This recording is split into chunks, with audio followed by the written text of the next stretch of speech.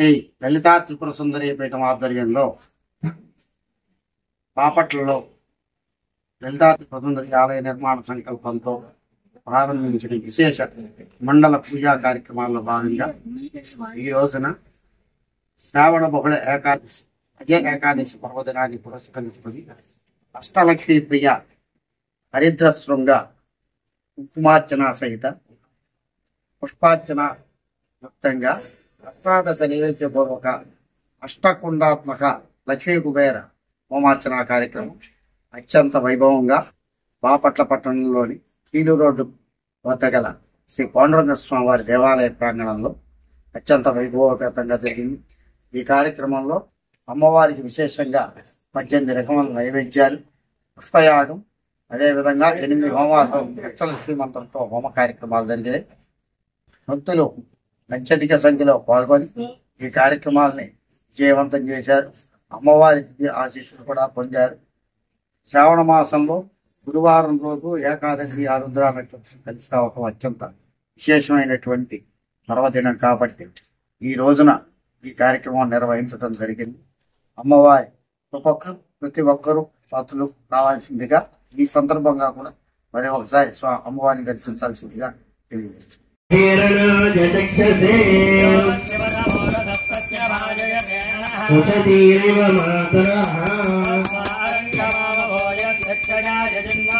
आपो जनयथाचनः